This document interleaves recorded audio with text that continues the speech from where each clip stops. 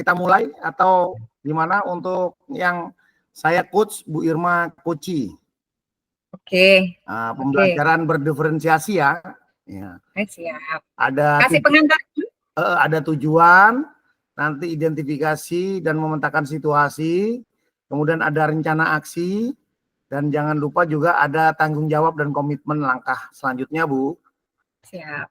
Oke, jadi percakapan kita terjadi skenarionya di ruang kepala sekolah, gitu, di mana Bu Irma sebagai guru dan saya sebagai kepala sekolah berdiskusi tentang pembelajaran berdiferensiasi yang dilakukan oleh Bu Irma, begitu Ibu ya? Suasananya, skenarionya, skripnya mungkin Ibu Irma juga kemarin sudah kita buat, sudah mungkin kita hafal, mungkin langsung saja kita mulai Bu Irma. Ya, siap. Oke, monggo. Bismillahirrahmanirrahim. Saya bergerak menuju ke ruangan kepala sekolah. Saya tok-tok pintunya. Ya. Tak. Assalamualaikum, Bapak. Waalaikumsalam warahmatullahi Bu. Ada apa nggih Bu Irma? Ngapunten Bapak, saya ada kepentingan sedikit dengan Bapak Bayu. Apakah Bapak Bayu ada waktu nggih untuk saya bisa berkonsultasi dan berdiskusi dengan Bapak? Oke. Boleh Bu, mari Bu masuk. Apa yang bisa saya bantu ya? Matur nuwun Bapak. Ini agak curhat sedikit nih nggih Bapak. Monggo terus Bu. Ya. Begini Bapak, saya ini agak sedikit bingung nih, butuh pencerahan dari Bapak Kepala tentang pembelajaran berdiferensiasi Bapak. Kan kita dituntut untuk sudah implementasi dalam pembelajaran. Nah, kebetulan kemarin tuh saya ada jam di kelas 8 Bapak. Kemudian saya cobalah modul yang saya buat, dan di dalam modul itu sudah saya rencanakan bahwa pembelajaran yang akan saya lakukan itu adalah pembelajaran berdiferensiasi Bapak, begitu. Dan itu saya lakukan di kelas 8, begitu Bapak. Terus Bu, di kelas 8 berapa Bu ya kalau boleh tahu Bu? Kemarin saya itu ada di kelas 8A dan 8C, tetapi penerapan ini saya lakukan di 8A Bapak. Nggih. Lanjut Bu, mungkin permasalahannya ke intinya kenapa boleh, kalau boleh saya tahu? Ya, begini Bapak, setelah saya melakukan tes awal, diagnosis awal, itu ternyata setelah saya pilah-pilah anak-anak itu berdasarkan tingkat kemampuannya, dan dalam melaksanakan proses pembelajaran berdiferensiasi yang kelihatannya itu lancar-lancar saja, walaupun sedikit-sedikit ada kendala dari anak-anak yang rame, dan karena memang proses diferensiasi prosesnya kan berbeda Bapak. Ternyata saat saya melakukan pelaksanaan di pembelajaran di kelas 8A tadi, hasil tes sumatifnya Bapak yang saya kurang sek dan agak sedikit kecewa begitu, karena agak nggak sesuai dengan harapan saya Bapak. Oh gitu Ibu ya.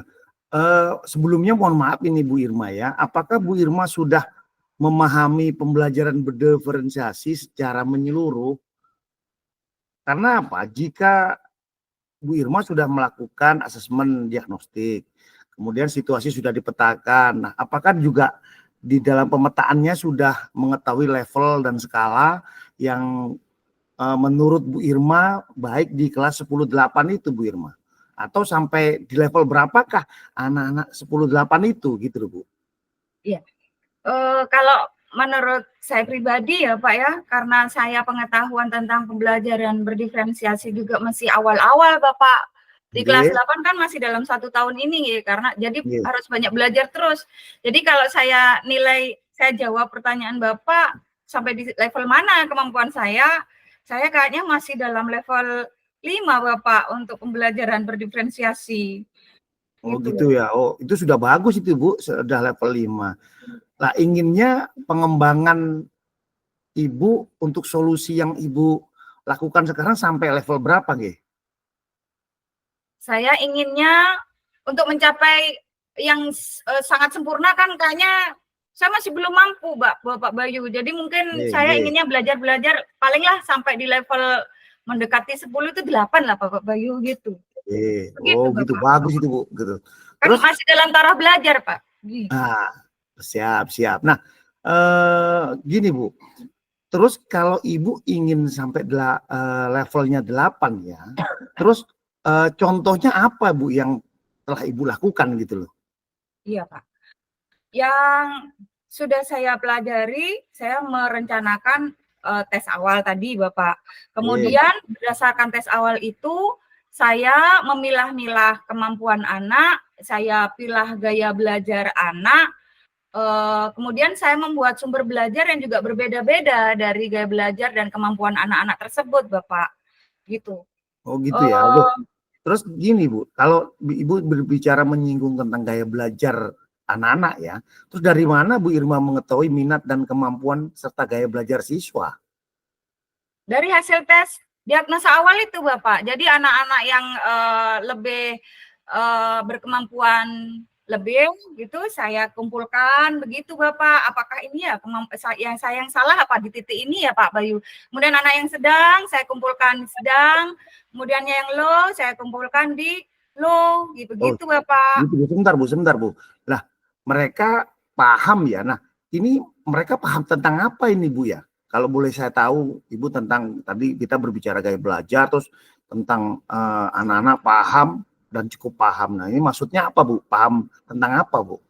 Paham tentang itu Pak, tes yang diagnosa kognitifnya Bapak. Jadi anak-anak saya kasih soal, begitu saya bedakan. Kemudian saya kasih sumber belajar dan media yang sesuai dengan gaya belajarnya. Saya tentukan tuh anak-anak Bapak, saya tentukan, bukan anak-anak sendiri yang memilih, tetapi kenyataannya agak sedikit berbeda Bapak tentang pengembangan kognitif siswanya begitu.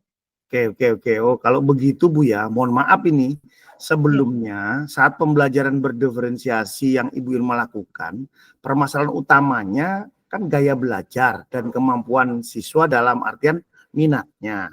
Betul enggak?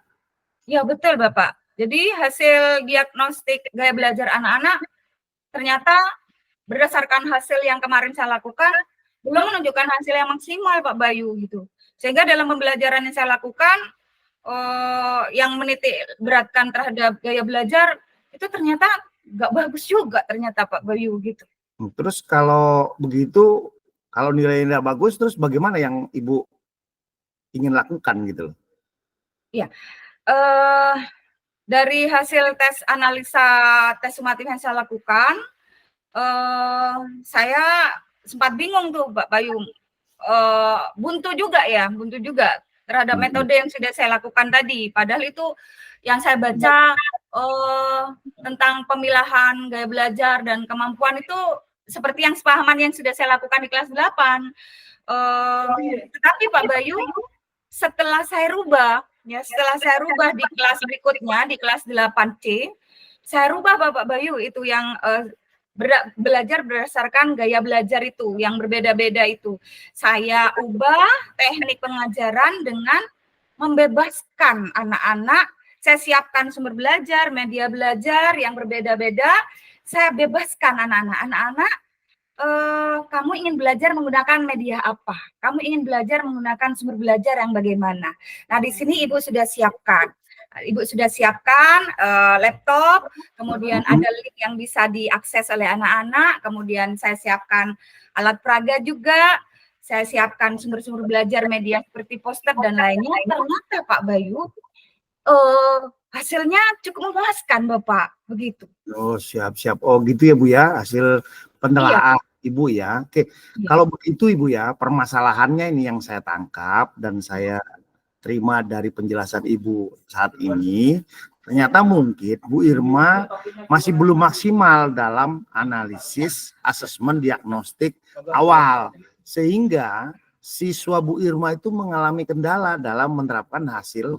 Sehingga artinya begini, Bu Irma setelah melakukan analisis diagnostik itu mengalami kesalahan. Sehingga dalam penerapannya itu juga akan mengalami kesalahan. Nah, kalau begitu langkah selanjutnya jika ada permasalahan tersebut, bagaimana menurut saya begitu Bu, menurut saya yang saya dengar dari Ibu, ternyata Ibu ini mengalami kesalahan dalam menganalisis tes awal diagnostik itu.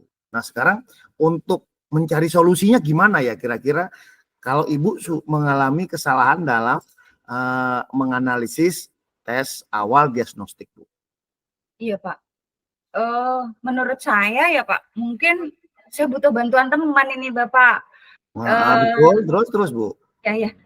Bantuannya mungkin dari teman rekan sejawat dulu ya Pak ya, dari teman-teman mapel IPA gitu. Rencana saya ingin duduk bersama gitu, saya ingin berdiskusi, mengungkapkan permasalahan saya kepada teman-teman rekan sejawat IPA gitu untuk mendiskusikan bagaimana sih solusi, kemudian berkolaborasi supaya pengajaran saya ke depan, baik itu dari rencana, kemudian kegiatan, itu sesuai dengan harapan begitu, sampai dengan asesmen gitu Bapak. Saya ingin berkolaborasi lah dengan rekan sejawat sesama pengampu mapel IPA. Begitu Bapak. Nah, itu solusi yang bagus itu Bu dari Ibu. Ibu sudah tahu masalahnya, Ibu mengeluarkan solusinya, dan jangan lupa kita zamannya bukan lagi kompetisi Bu, zamannya kolaborasi. Dan di sini rekan sejawat Ibu kan ada Pak Dodi, ada Bu Ineke yang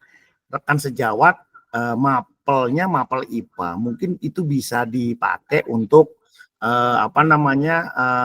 diskusi MGMPS sehingga permasalahan-permasalahan yang seperti Ibu ini bisa minimalisir gitu loh Bu. Jadi nah kemudian terus apakah Ibu kalau sudah berdiskusi itu apakah masih mau melanjutkan hasil analisis asesmen diagnostik awal Ibu itu Bu? Mungkin kalau menurut pemikiran saya Bapak, pembelajaran yang akan saya lakukan mungkin pendekatannya sedikit berbeda. Jadi otomatis nanti asesmen yang sebelumnya itu direvisi, tentunya berdasarkan masukan dan saran dari rekan-rekan tadi Bapak setelah berkolaborasi dan berdiskusi, supaya nanti solusinya lebih mengena terhadap penyelesaian permasalahan pembelajaran, sehingga lebih sesuai lah dengan minat dan kemampuan dan juga gaya belajar anak-anak. Begitu Bapak rencana saya ke depan untuk langkah komitmen ke depan lah begitu Bapak. Nah itu kan tadi Ibu tentang gaya belajar terhadap tes sumatifnya Bu ya. Nah kalau minatnya bagaimana Bu? Mungkin yang terbaik saya akan menggunakan tambahan asesmen diagnosa awal Bapak. Selain kognitif saya juga mau menambahkan asesmen diagnostik non kognitif Bapak gitu. Nah betul terus Bu. Untuk menentukan minatnya anak-anak gitu seperti apa, sehingga nanti akan lebih akurat lah gitu Bapak. Wah luar biasa itu Ibu Irma itu. Saya sangat mengapresiasi keinginan Bu Irma ya, di mana saya juga siap mensupport Bu Irma dalam mengembangkan kompetensi pembelajaran di kelas, terutama di kelas 8 karena memang di kelas 8 kelas-kelas krusial dan materinya pun banyak, sehingga jikalau Bu Irma mendapat dukungan support dari teman, terus kemudian saya sebagai pemimpin pembelajaran ya sebagai kepala sekolah, insya Allah Bu Irma bisa lebih berkembang seperti itu Bu. Wah, terima kasih ya Pak Bayu, matur nuwun atas pencerahannya di diskusi kita ini Bapak. Paling tidak saya sudah ada sedikit gambaran dan penguatan dari Bapak Kepala. Matur nuwun, terima kasih Bapak. Oke Bu, siap, sama-sama. Terus apakah ada masalah yang lain Bu yang bisa kita diskusikan lagi? Cukup Bapak, tidak. Ini saya 10 menit lagi ada jam Bapak, jadi saya tidak ingin meninggalkan kelas dan alhamdulillah saya sudah mendapatkan jawaban dari Bapak Kepala. Terima kasih Bapak, makasih. Saya mohon pamit nggih Bapak karena ada jam. Nggih Bu Irma, monggo silahkan. Assalamualaikum warahmatullahi wabarakatuh. Waalaikumsalam warahmatullahi wabarakatuh. Oke, itu Ibu ya. Jadi itu kita tahapan-tahapan sudah selesai. Nah sekarang nanti kita balik ini, saya menjadi kunci sampai jadi coach ya. Siap. Oke, Oke. Ada lagi saya mau minum dulu nih Bu, mau minum dulu. Siap, Nanti siap. kita sebentar lagi kita Oke. lanjut ya. Ini tadi kita hampir 18 menit 18 menit kita diskusi. Nah, kemudian kita lanjutkan ini ke praktek ya, praktek coaching tentang pada rukol kedua ini, di mana coachnya adalah Ibu Irma Laila Kodrina, sedangkan coachingnya Bayu Hernowo, saya sendiri. Skenarionya adalah tentang assessment of learning atau tes sumatif. Kejadiannya ada di ruang kepala sekolah juga, di mana diskusinya ini di antara jam pembelajaran seperti itu. Ya Bu ya? Siap. Ya, Ibu jadi coachnya ya, jadi kepala sekolahnya Bu ya. Oke. Saya jadi guru mata pelajarannya. Oke. Di suatu saat di sebuah sekolah, Pak Bayu sebagai guru mata pelajaran ingin mendiskusikan tentang asesmen learning kepada kepala sekolah, di mana di ruang kepala sekolah Bu Irma sedang duduk-duduk. Tok tok tok. Assalamualaikum. Waalaikumsalam warahmatullahi wabarakatuh. Bapak Bayu. Bu, mohon maaf, bolehkah saya masuk Bu? Ya. Wah, ini surprise kayaknya ya. Boleh, boleh. Mari masuk Bapak Bayu. Ada apa nih? Monggo, silakan duduk. Bagaimana kabar Bapak Bayu hari ini? Alhamdulillah Bu, alhamdulillah sehat. Ini tadi saya dari kelas barusan, terus kok saya punya permasalahan ini yang mau saya diskusikan dengan panjenengan Bu, sehingga mudah-mudahan saya dapat pencerahan dari diskusi saya dengan sampean ini. Itu Bu. Wah, dengan senang hati Bapak Bayu, saya siap seandainya saya dibutuhkan. Terima kasih. Apa Pak Bayu yang bisa saya bantu? Begini Bu, baru tadi di kelas saya mengadakan asesmen, dan juga kemarin saya juga mengadakan asesmen di kelas yang lain. Nah, kemarin itu setelah menyelesaikan materi pembelajaran, saya melakukan asesmen akhir materi atau tes sumatif Bu. Kemudian, nah dari hasil akhirnya itu anak-anak ternyata sangat kurang nilainya Bu. Istilahnya dari ketuntutan minimal saya itu sangat kurang, mapel saya. Sehingga saya merasa kecewa terhadap kemampuan siswa yang saya ampu Bu. Oh, begitu ya Pak Bayu ya. Agak sedikit kecewa ya Pak ya. Karena Iya, nilai anak-anak nggak sesuai dengan harapan Bapak. Oh, iya. gitu ya. Coba Pak, jika boleh saya bertanya, menurut Bapak, kira-kira apa ya yang menyebabkan nilai anak-anak itu tidak sesuai dengan harapan Pak Bayu? Kenapa kok nilainya kurang? Begitu ya Bu ya. Setelah saya lihat-lihat Bu, setelah saya dalami, kayaknya untuk materi pembelajaran Bu ya, itu anak-anak itu sudah menguasai. Sudah menguasainya gimana? Ini bisa saya buktikan atau mereka bisa membuktikan dengan mengerjakan LKPD secara individu maupun kelompok, dan mereka itu sudah baik LKPD-nya. Tetapi saat mengerjakan tes akhir Bu, tes sumatif, mereka hasilnya tidak sesuai dengan harapan saya Bu. Mestinya kalau dalam pemahaman kita, jika anak-anak melakukan tes, kita nilai tes pakai formatif dalam proses sudah bagus, LKPD sudah bagus, baik itu pribadi ataupun kelompok, tentunya harapannya kan juga pasti ya mengarah ke hasil asesmen sumatifnya juga bagus ya Pak, paling tidak lah tidak jauh beda lah begitu kan ya. Ternyata seperti itu ya Pak. Coba Bapak Bayu, mungkin ada yang sedikit saya gali lagi deh dari Pak Bayu tentang soal deh ya. Kan ini terkait dengan asesmen sumatifnya ya. Bagaimana dengan butir-butir soal yang sudah Bapak buat di dalam asesmen sumatif tadi? Begitu Bapak. Apakah ada kategori prosentase soal-soal yang bagaimana begitu Bapak? Mungkin kalau menurut Pak Bayu gimana kemarin? Oh gitu, begini Bu. karena mohon maaf sebelumnya Bu ya, begini, karena saya tuh ingin di pembelajaran saya itu anak-anak menguasai materi dengan pendalaman materi yang luas gitu loh Bu. Karena apa? Karena ini kita di kelas 11, kan anak-anak nanti diharapkan akan ikut Olimpiade Bu, Olimpiade Sains, di mana Olimpiade Sains itu kan soalnya sulit-sulit.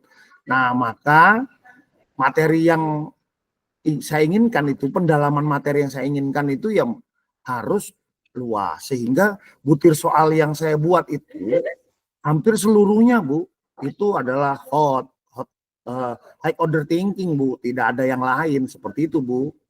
Oh, iya ya, sebenarnya bagus ya Pak ya untuk persiapan Olimpiade ya Pak ya. Saya sudah bisa mengira-ngira nih rasanya permasalahan dari yang Pak Bayu alami nih di kelas ya. Menurut Bapak nih kalau sekiranya soal tuh semua dibuat hot gitu ya, dan hasilnya ternyata kurang sesuai dengan harapan.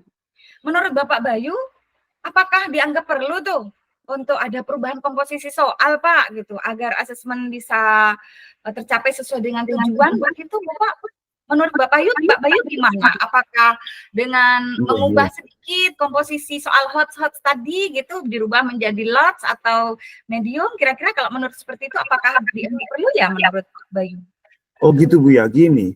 Iya sih kalau saya sendiri Bu, kalau ngelihat soal saya kemarin itu C6, C7, C6, C7 Bu. Itu ya menganalisis, istilahnya menganalisis, terus kemudian tidak ada yang C3 menjelaskan, itu tidak ada Bu. Memang itu tuh ininya keinginan saya. Kasihan juga sih gitu loh Bu.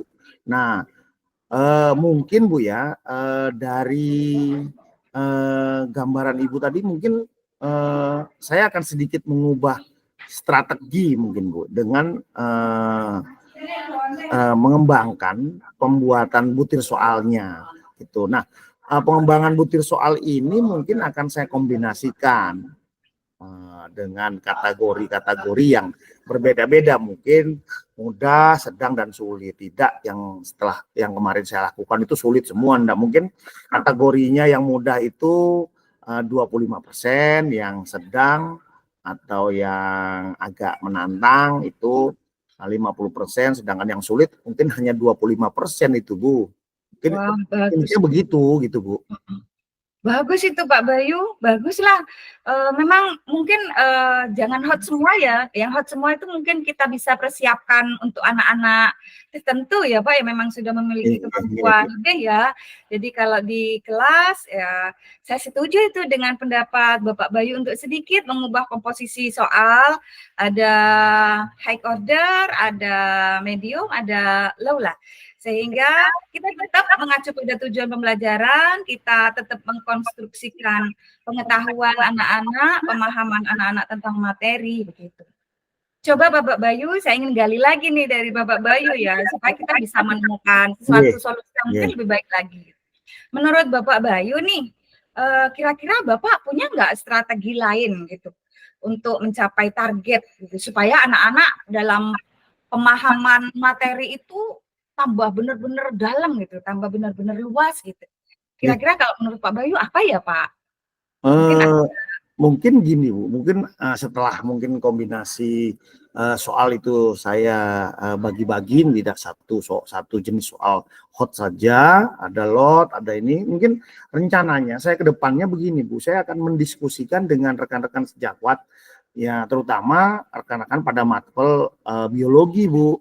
Di mana mapel di sini kan ada 3 guru, ada namanya Bu Puspita, terus ada Pak Dodi, kemudian ada lagi Pak Nuha. Nah itu mungkin akan saya diskusikan tentang bagaimana saya, terutama sayanya ini bisa mendalami, mengajarkan materi yang dalam tanpa soal yang sulit gitu. Dan kemudian saya juga akan mendiskusikannya dengan kombel-kombel saya. Nah, kombel-kombel saya contoh di MGMP, karena di MGMP itu banyak sekali Bu, MGMP biologi di Jember ini kan salah satu MGMP terbesar dan teraktif. Mungkin bisa saya ajak diskusi tentang permasalahan saya juga gitu loh Bu. Wah, keren itu Pak Bayu, bagus, luar biasa pemikiran Pak Bayu, saya sangat setuju sekali. Dan saya akan sangat mendukung, mengapresiasi rencana-rencana dan target dari Bapak, khususnya untuk pengembangan kebutuhan anak-anak kita supaya lebih maju ya Pak ya, supaya bisa berkompetisi lah ya dengan sekolah-sekolah favorit lain, sehingga kita bisa mengantarkan anak-anak di tingkat provinsi. Saya sangat senang dan saya akan mendukung penuh Bapak dalam strategi kedepannya seperti itu. Jadi benar Bapak Bayu, dengan kita sharing dengan teman-teman rekan sejawat ya, dengan diskusi dan juga berkolaborasi, terutama juga selain dengan guru di sekolah kita, juga guru-guru di sekolah lain dalam forum MGMP, saya yakin solusi terbaik ya untuk pembelajaran Bapak Bayu pasti akan didapatkan. Begitu, Pak. Hebat. Iya, Bu. Betul, Bu. Nah, kebetulan Bu, kemarin MGMP kami itu, MGMP biologi itu ada beberapa rekan-rekan guru di Jember ini, di SMA-SMA favorit juga, itu ada yang mengikuti BIMTEK tentang asesmen di Surabaya. Mudah-mudahan jika MGMP itu mengagendakan, mungkin bisa saya minta untuk diseminasi ke diri saya maupun rekan-rekan di SMA kita, Bu. Seperti itu, Bu. Alhamdulillah, sudah ketemu jawabannya ya Pak Bayu ya. Dengan diskusi kita, alhamdulillah Pak Bayu menemukan sendirilah solusi dari itu ya. Bagus sekali, dan saya akan mensupport sepenuhnya dari langkah Pak Bayu demi anak-anak kita. Gitu Pak Bayu. Bagaimana, kira-kira sudah ada pencerahan, sudah ada alternatif pemikiran ke depan ya Pak Bayu ya? Bu. Alhamdulillah Bu, saya sudah dapat pencerahan dari percakapan panjenengan dengan saya, sehingga saya mendapatkan gambaran tentang rencana tindak lanjut dari permasalahan saya Bu ke depannya. Terus dalam ini juga saya perlu sampaikan ke Bu Irma rasa terima kasih saya ke panjenengan, karena mungkin panjenengan lebih senior dari saya, sehingga pengalamannya lebih banyak daripada saya, sehingga tepatlah kiranya saya minta pendapat, minta masukan, minta coaching dari panjenengan. Begitu Bu ya. Alhamdulillah, kita rekan mitra ya Pak Bayu ya. Kita sama-sama belajar. Saya juga banyak belajar dari Bapak gitu. Kita sama-sama mengisi supaya pendidikan di sekolah kita semakin bermutu dan maju ya Pak ya. Oke Pak Bayu, kira-kira masih ada lagi nggak permasalahan yang perlu kita diskusikan? Oh enggak Bu, terima kasih. Ya begitu saja lah Bu, terima kasih. Kalau begitu Bu, mohon maaf. Saya mau pamit dulu Bu, karena 15 menit lagi saya ini ada kegiatan untuk briefing dengan anak-anak OSIS terkait pagelaran seni, sehingga saya mau akan rapat dengan mereka Bu. Mohon diberi izin Bu ya, anak-anak saya untuk briefing sebentar Bu. Siap Bapak, terima kasih juga. Saya juga dapat ilmu juga dari Bapak Bayu. Monggo dilanjutkan untuk kegiatan selanjutnya. Sukses ya Pak pagelarannya. Saya ingin melihat sesuatu yang luar biasa, ide-ide dari Pak Bayu di dalam pagelaran nanti ya Pak. Saya tunggu ya Pak. Siap. Nanti kalau sudah siap, insya Allah anak-anak OSIS akan undang sampean Bu, undangan resmi gitu. Terima kasih. Mohon maaf sebelumnya. Saya pamit Bu ya. Assalamualaikum. Waalaikumsalam warahmatullahi wabarakatuh. Semangat ya Pak Bayu. Bu. Oke, terima kasih. Kayaknya kita